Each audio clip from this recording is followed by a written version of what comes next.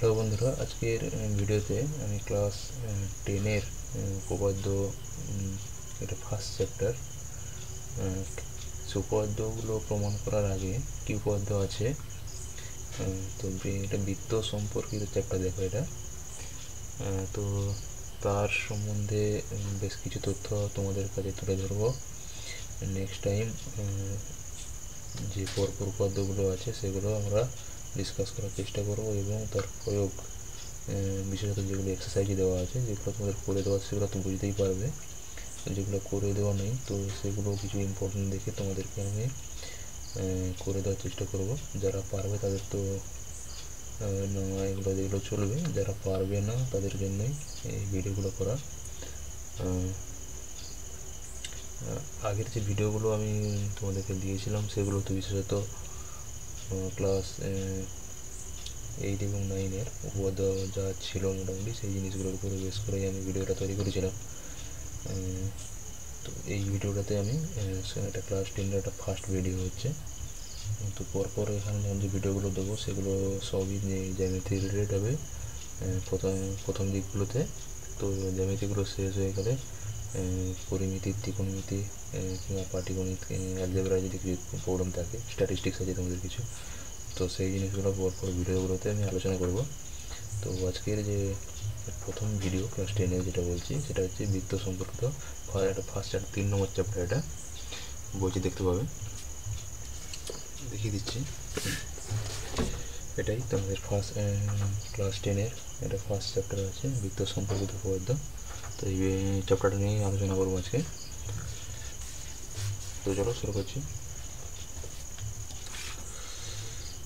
তো এখানে দেখো বৃত্ত, আগের যে আমরা দুটো ক্লাসে আমরা পড়েছি সেখানে ত্রিভুজ এবং সামান্তরিক এই দুটো জিনিস নিয়ে বিশেষত আমরা আলোচনা করেছিলাম। তবে তার সম্পর্কিত বিভিন্ন ধরনের উপপাদ্যগুলো আমরা শিখেছি সেখানে, বিভিন্ন স্টেটমেন্ট এবং তাদের প্রয়োগগুলো কীভাবে হয়। তো ক্লাস 10-এ যেগুলো আছে এটা পুরোটাই বৃত্ত সম্পর্কিত। বৃত্ত আছে, স্পর্শক আছে, ত্রিভুজও আছে, এখানে কিছু সিমিলারিটি সদৃশতা চ্যাপ্টার আছে। তো সেগুলো পরপর আমরা ডিসকাস করব। তো আজকে যেটা আছে বৃত্তের সাধারণ ধারণাগুলো, বৃত্তের সঙ্গে সম্পর্কিত কিছু টার্ম যেগুলো নিয়ে আমরা আজকে আলোচনা করব, ঠিক আছে।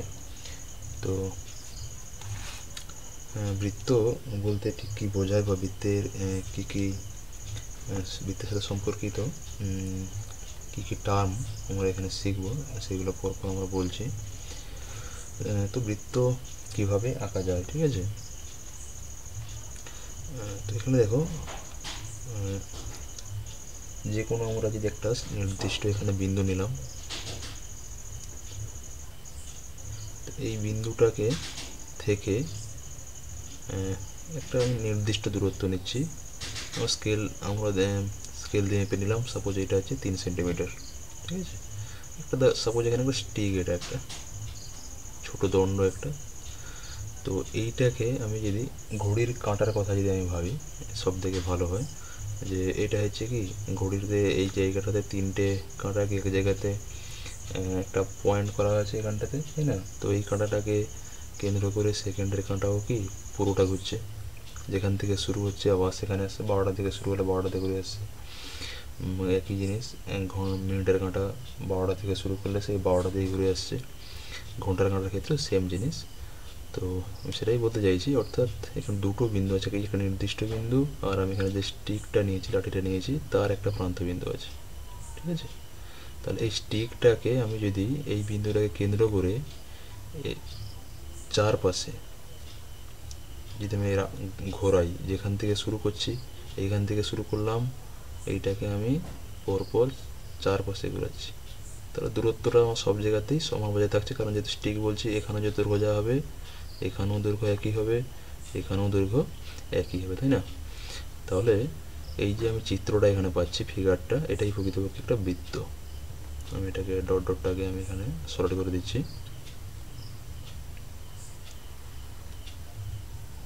এইটা, ঠিক আছে। তাহলে আমি কি পেলাম এখানে, কেমন পেলাম বৃত্ত প্রকৃতপক্ষে কী জিনিস, যে কোনো একটা বিন্দুকে কেন্দ্র করে কোনো একটা চলমান বিন্দু যদি একটা নির্দিষ্ট দূরত্ব বজায় রেখে ওই বিন্দুর চতুর্দিকে, ঠিক আছে, পরিভ্রমণ করে, তাহলে ওই বিন্দুর যে সঞ্চার পথ, ঠিক আছে, এই যে পথ বরাবর সে গিয়েছে, এই পথটাই প্রকৃতপক্ষে একটা বৃত্ত হচ্ছে। ঠিক আছে, তাহলে কি বললাম এখানে বৃত্তের সংজ্ঞা, এখানে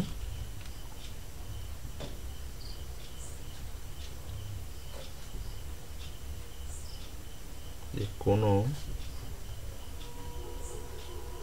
চলমান বিন্দু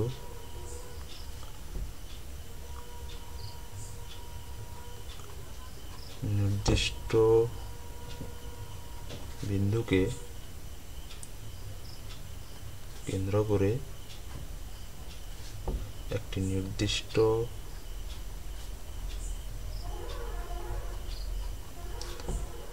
দূরত্ব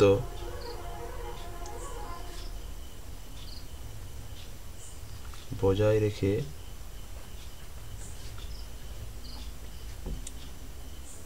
বিন্দুটির অবশ্যই কোনো চলমান বিন্দু কোনো সমতলে লিখছি, কোনো সমতলে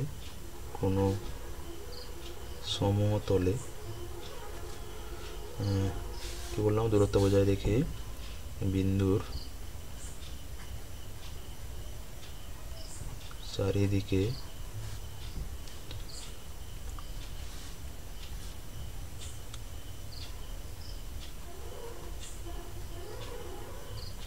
ঘুরলে ওই বিন্দুর সঞ্চার পথকে বলে বৃত্ত। ঠিক আছে, তাহলে কোনো সমতলে কোনো চলমান বিন্দু যদি কোনো একটা নির্দিষ্ট বিন্দুকে কেন্দ্র করে একটা নির্দিষ্ট দূরত্ব বজায় রেখে যদি ওই বিন্দুর চতুর্দিকে যদি ঘোরে, তাহলে ওই বিন্দুর যে সঞ্চার পথ হচ্ছে চলমান বিন্দুটার, কোন বিন্দু, চলমান বিন্দু, এখানে দুটো বিন্দু আছে, একটা নির্দিষ্ট বিন্দু স্থির বিন্দু আছে, একটা চলমান বিন্দু আছে। যে বিন্দুটা ঘুরছে চারদিকে এটাকে আমি চলমান বিন্দু বলছি, এবং এই হচ্ছে এখানে সঞ্চার পথটাকে তৈরি করছে।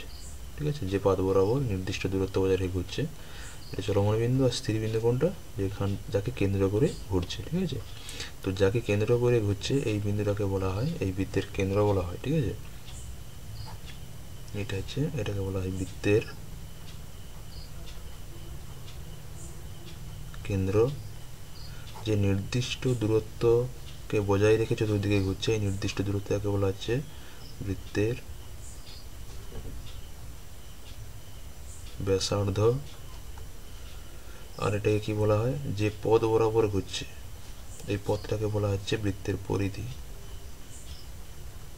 বৃত্তের পরিধি কি কি টার্ম বললাম এখানে, তাহলে বৃত্তের কেন্দ্র আছে, বৃত্তের ব্যাসার্ধ আছে, এবং বৃত্তের পরিধি আছে। ঠিক আছে, তাহলে আমি তিনটে জিনিস তাহলে আমি পেলাম বৃত্ত থেকে, বৃত্তের কেন্দ্র পেলাম, বৃত্তের ব্যাসার্ধ পেলাম, বৃত্তের পরিধি পেলাম। ঠিক আছে, তো আমি একটু পরিষ্কার করে আমি একটা এখানে বৃত্ত আঁকছি, তাহলে পরিষ্কার জায়গাতে এইটা একটা বৃত্ত আমি এঁকেছি এখানে, এটা হচ্ছে বৃত্তের কেন্দ্র। ঠিক আছে, তাহলে এখানে দেখো একটা আমি যদি বৃত্ত কোনো এই তলে আমি এঁকেছি বৃত্তটাকে, তাহলে এই সমতলে বৃত্ত তার প্রকৃতপক্ষে একটা সমতলিক চিত্র, তাই না, অর্থাৎ এর মাত্রা কত হবে, এটা একটা দ্বিমাত্রিক।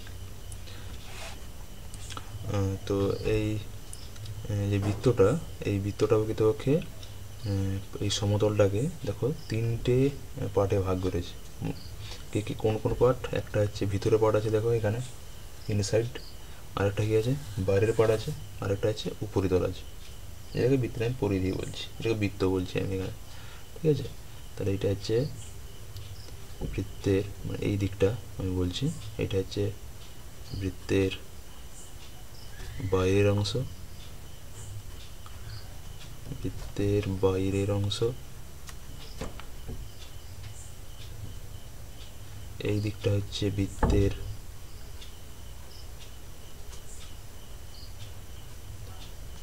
ভেতরের অংশ,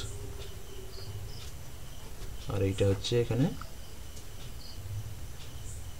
বৃত্ত। ঠিক আছে, বা বৃত্তের পরিধি এটা আমি বলতে পারি। তো তিনটে পার্ট এখানে হচ্ছে। তো এখানে দেখো বৃত্তের ক্ষেত্র, একটা ত্রিভুজের ক্ষেত্র আমরা দেখেছিলাম তাই না? ত্রিভুজের ক্ষেত্র কেমন ছিল এখানে, এটা আমরা আগে লিখছি এখানে যে বৃত্তের ক্ষেত্র। ত্রিভুজের ক্ষেত্র কেমন ছিল, একটা ত্রিভুজ যদি আমি এখানে আঁকতাম, যে এখানে একই জিনিস বৃত্তের মতোই ত্রিভুজও, কিন্তু এখানে দেখো তিনটে পার্টে ভাগ ছিল, একটা ত্রিভুজের বাইরের দিক আছে, একটা হচ্ছে ভিতরের দিক আছে, আর একটা হচ্ছে ত্রিভুজের এই যে পরিধি ছিল, এটা তিন সাইড দ্বারা সীমাবদ্ধ যেটা অংশ, দৈর্ঘ্য যেটা যদি বলি পরিধি, এই তিনটে ভাগে যোগ করলে তো ত্রিভুজের এখানে ক্ষেত্র বলতে কোনটা ছিল, এই ভিতরের পোর্শন তাই না, ত্রিভুজের উপরিতল মানে পরিধি এবং ভিতরের অংশটা এটাকে নিলেই প্রকৃতপক্ষে একটা ত্রিভুজের যে ক্ষেত্র বলতাম যেটা আমরা সেটা পেয়েছিলাম। একই জিনিস বৃত্তের ক্ষেত্র বলতে প্রকৃতপক্ষে কোনটা, তাহলে বৃত্তের পরিধি এবং বৃত্তের ভিতরের অংশ, ঠিক আছে, এই পুরো যে জায়গাটা এটাকেই আমি বলছি বৃত্তের ক্ষেত্র, ঠিক আছে। তাহলে বৃত্তের ক্ষেত্র কোন পোর্শনটা হচ্ছে এখানে, এখানে ছবিটা আঁকছি, এটা হচ্ছে বৃত্ত, এখানে হচ্ছে বৃত্তের পরিধি এবং ভিতরের অংশ পুরোটাই।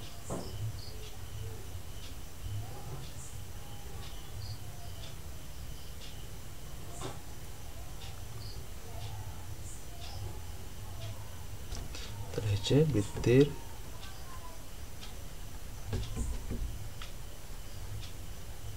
পরিধি ও ভেতরের অংশ দ্বারা সীমাবদ্ধ ক্ষেত্রকে বৃত্তের ক্ষেত্র বলে, ঠিক আছে। বৃত্তের পরিধি এবং বৃত্তের ভিতরের যে অংশ সেটা হচ্ছে সীমাবদ্ধ ক্ষেত্র বলতে পারি, বা সীমাবদ্ধ জায়গা বলতে পারি, ক্ষেত্রটাকে এখানে জায়গাও বলতে পারি আমরা, এটাকে বলছে বৃত্তের ক্ষেত্র বলা হচ্ছে, ঠিক আছে। তো এখানে দেখো বৃত্তের যে পরিধি আছে, এটা হচ্ছে এখানে বৃত্ত একটা আমি এখানে আঁকলাম, এটা হচ্ছে বৃত্তের পরিধি, ঠিক আছে। তো পরিধির উপরে আমি যে কোনো দুটো আমি বিন্দু নিচ্ছি, যে কোনো দুটো বিন্দু এখানে হতে পারে, নাম দিলাম আমি এ বি, কেউ এখানে দুটো বিন্দু নিল, এটা যে বৃত্তের কেন্দ্র অবশ্যই থাকবে, আমি নাম দিলাম এখানে কেন্দ্রটাকে ও, এখানে দুটো বিন্দু নিলাম সি ডি, ঠিক আছে। আরেকটা থাক, পরে আমি বলছি এখানে পরপর। তাহলে এখানে বৃত্তের হচ্ছে কেন্দ্র হচ্ছে ও, এবং বৃত্তের পরিধির উপর আমি এখানে চারটা বিন্দু নিয়েছি, একটা হচ্ছে এ বি সি এবং ডি নিয়েছি, ঠিক আছে। তাহলে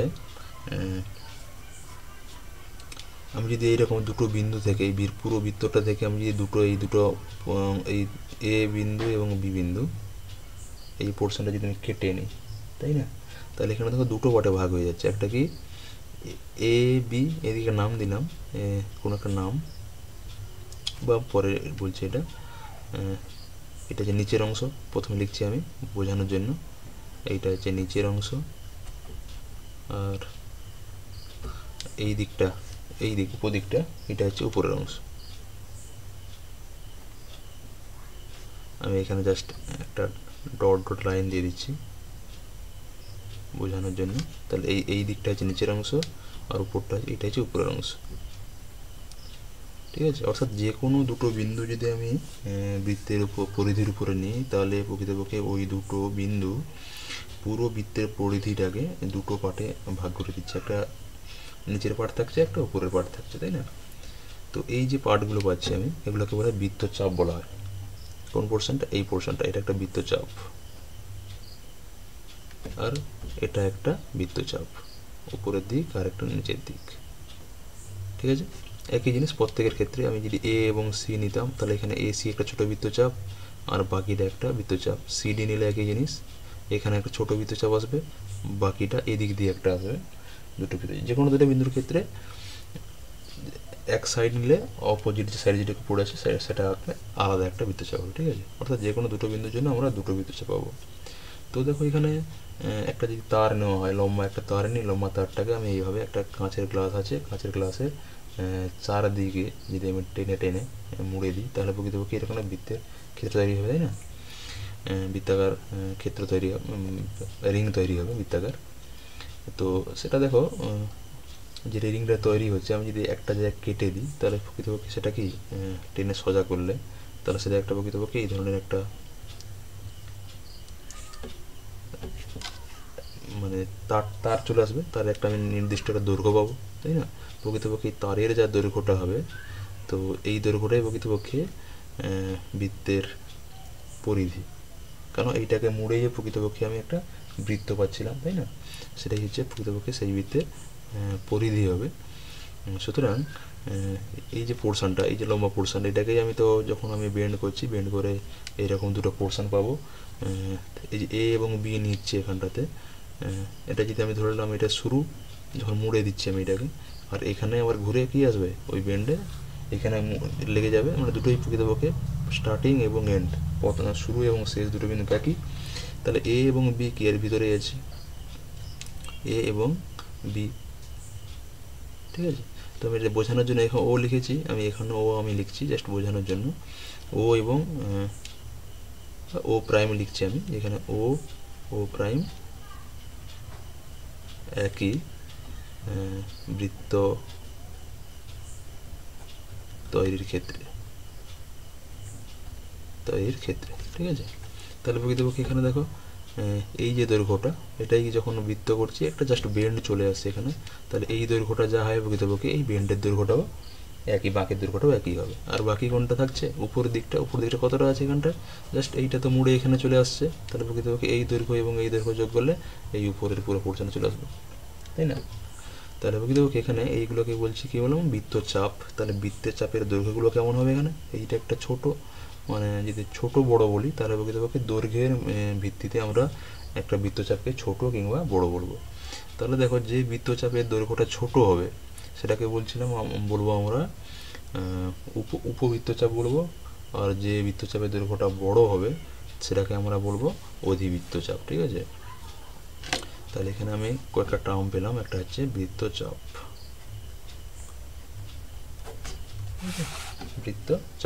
বৃত্তচাপ কি বললাম তাহলে, যে বৃত্তের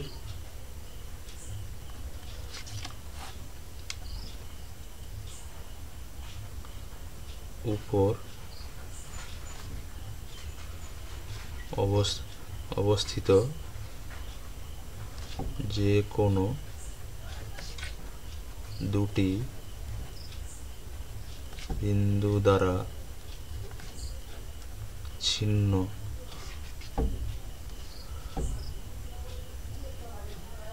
বৃত্তের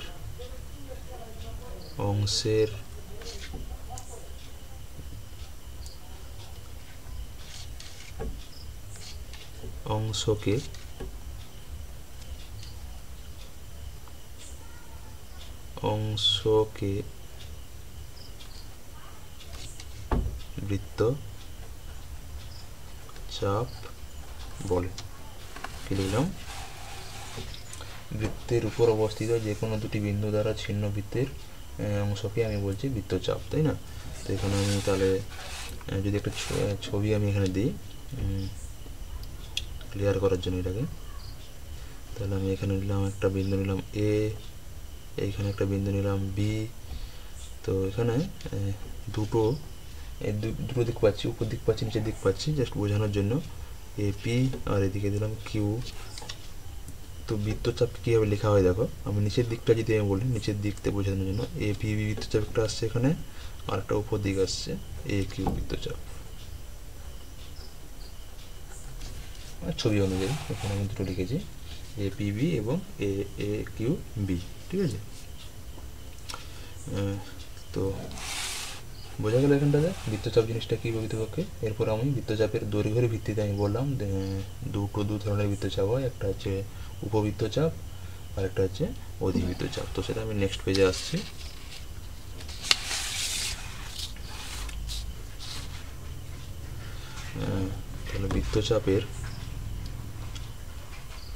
বৃত্তচাপের দৈর্ঘ্যের ভিত্তিতে বৃত্তচাপ দুই প্রকার। তাহলে কি বললাম এখানে? একটা যে অধিবৃত্তচাপ, আর একটা কি বললাম? উপবৃত্তচাপ। ঠিক আছে, তাহলে কি এখানে দুই রকম বৃত্তচাপ পেলাম, অধি এবং উপ। তাহলে উপবৃত্তচাপ কি বললাম? যে বৃত্তচাপের দৈর্ঘ্য ছোট, আর এটা হচ্ছে যে বৃত্তচাপের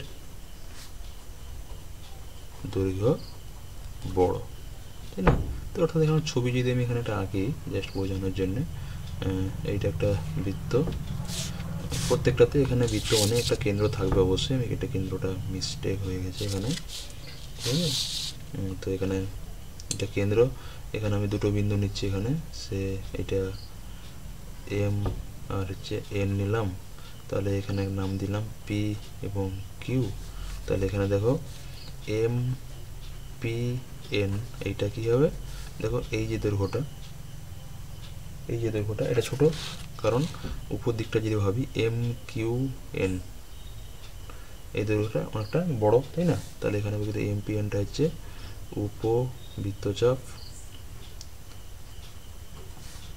আর একটা হচ্ছে এম কিউ এন, এইটাকে বললাম অধিবৃত্তচাপ।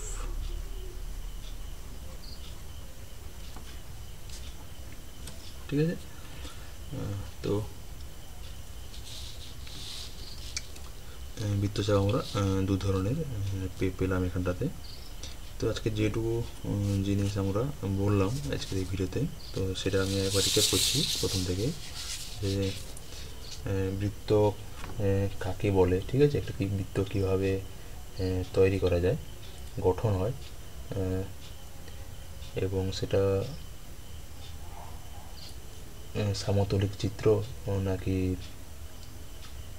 সমতলিক বলতে একই সমতলে আঁকা যাবে না এর কোনো ডাইমেনশন মাত্রা, সমতলে আঁকা মানে প্রকৃতপক্ষে এক অথবা দুই হবে মাত্রা, আর যদি সমতলে যদি না আঁকা যায় তাহলে সেটা প্রকৃতপক্ষে মাত্রা দুইয়ের বেশি হবে, তাই না? ত্রিমাত্রিক চিত্র হতে পারে, যেমন আমরা ক্লাস 8-9-এ পড়ে এসেছি, ঘনবস্তু বিভিন্ন পড়ে এসেছি, শঙ্কু হতে পারে, চোঙ হতে পারে, ঘনক হতে পারে, কিউবয়েড হতে পারে, তাই না? প্যারালালোপিড হতে পারে, চতুস্থলক যেগুলো, তো সেগুলো ঘনবস্তু ছিল, তাদের মাত্রা বেশি। তো যাই হোক, এটা বৃত্ত প্রকৃতপক্ষে একটা সমতলিক চিত্র, একটা সমতলে আঁকা যাবে। তো এখানে আমরা পড়লাম প্রথমে যে বৃত্ত কীভাবে আমরা আঁকবো। তো বৃত্তের বেসিক মূল যে অংশগুলো থাকে সেটা হচ্ছে বৃত্তের কেন্দ্র থাকছে একটা, বৃত্তের ব্যাসার্ধ থাকছে, আর হচ্ছে বৃত্তের পরিধি থাকছে, ঠিক আছে? তো নেক্সট আমরা এসেছিলাম যে একটা বৃত্ত যদি কোনো সমতলে আমরা আঁকি, সেখানে ওই বৃত্তর যে পরিধিটা বলছি বা বৃত্ত যেটাকে আমি বলছি, সেটা হচ্ছে টোটাল সমতলটাকে, সমগ্র সমতলটাকে 3টে পার্টে ভাগ করে দিচ্ছে, কারণ আমার টোটাল সমতলটাই ছিল। তো সেখান থেকে দেখো একটা ভিতরের পার্ট এসেছিলো, একটা বাইরের পার্ট, একটা উপরিতলের পার্ট, 3টে পার্ট আমরা পাচ্ছিলাম এখানটাতে। তো এখানে নেক্সট টাইম আমরা এসেছিলাম নেক্সট এতে, সেটা হচ্ছে বৃত্তের ক্ষেত্র, ঠিক আছে? নেক্সট যে বিষয়টা ছিল সেটা হচ্ছে বৃত্তের ক্ষেত্র। বৃত্তের ক্ষেত্র আমি কি বললাম এখানে, যে বৃত্তের উপরিতল এবং ভিতরের তল এটা মিলে যে জায়গাটা, এটাকেই বলছি বৃত্তের ক্ষেত্র। এটা ত্রিভুজের ক্ষেত্র যেমন ছিল একই জিনিস, ঠিক আছে? তো এটা হচ্ছে বৃত্তের ক্ষেত্র পাচ্ছিলাম আমরা। নেক্সট আমরা এলাম যেটা হচ্ছে বৃত্তচাপ। বৃত্তচাপ আমরা কি বললাম এখানে, যেটা আমরা দেখাচ্ছিলাম যে বৃত্তের পরিধির উপরে বা বৃত্তের উপরে যে কোনো দুটো যদি আমরা বিন্দু নিই, তাহলে সেই দুটো বিন্দু দ্বারা যে ছিন্ন বৃত্তের অংশ যেটা বলছি, সে দুটো অংশ পাবো আমরা সবসময়। ছবিতে আমরা দেখতেই পাচ্ছি এখানে যে এ এবং বি যদি দুটো বিন্দু নেওয়া হয়, আমি এখান থেকে যদি কেটে দিই, এ বি এবং বি বিন্দু যদি কেটে দিই, তাহলে এই দিকে একটা পার্ট পড়ে থাকছে, আর একটা ওই দিকে একটা পার্ট পড়ে থাকছে, তাই না? তাহলে এখানে প্রকৃতপক্ষে দুটো বৃত্তচাপ আমরা সবসময় দুটো বিন্দু দিয়ে দুটো বৃত্তচাপ আমরা সবসময় পাবো, ঠিক আছে। তো এবার যদি আমি দৈর্ঘ্যের দিক দিয়ে বিচার করি, যেহেতু এখানে বৃত্তচাপ আমি বলছি, এটা যদি একটা সরু তারকে আমি যদি এইভাবে গোল করে বৃত্ত তৈরি করে থাকি, তাহলে যে কোনো একটা জায়গা কেটে দিলে পরে ওটাকে সোজা করলে একটা কি সেই আগে তারটাই ঘুরে আসবে। তো সেখানে তারের টোটাল যে দৈর্ঘ্যটা আছে, সম্পূর্ণ দৈর্ঘ্য, সেটাই প্রকৃতপক্ষে বৃত্তের পরিধি হচ্ছে, বৃত্তের পরিধির যা দৈর্ঘ্য হচ্ছে সেটা। তো সেখানে একই জিনিস, দুটো বিন্দু যদি আমি নিই, দুটো বিন্দু যদি কেটে দিতে তার প্রকৃতপক্ষে, তাহলে মোট যে তারের দৈর্ঘ্যটা সেটা প্রকৃতপক্ষে দুটো দৈর্ঘ্যে ভাগ হয়ে যাচ্ছে, তাই না। একটা যেমন থাকবে সমান হতে পারে দুটো দৈর্ঘ্য, অথবা ছোটো বড়ো হতে পারে। আমরা যেমন দুটো বিন্দু নেব, সেই বিন্দুর বিচারে সেখানে দৈর্ঘ্য ছোটো কিংবা বড়ো হবে, ঠিক আছে। তো এখানে দেখো আমি জাস্ট ছবি যেমন এঁকেছি এখানে এই হিসেবে, যে নিচের দিকটা ছোট হচ্ছে, আবার উপরের দিকটা বড় হচ্ছে। তো দৈর্ঘ্যের বিচারে আমরা এখানে বৃত্তচাপকে দুভাগে ভাগ করে দিলাম, একটা হচ্ছে উপচাপ আর একটা হচ্ছে অধিচাপ, উপবৃত্তচাপ এবং অধিবৃত্তচাপ, ঠিক আছে। তো আজকের এইখানে পর্যন্ত এই ভিডিওটা। তো নেক্সট ভিডিওতে আমরা আরও কিছু বিষয় নিয়ে আলোচনা করব। ওকে, থ্যাংক ইউ।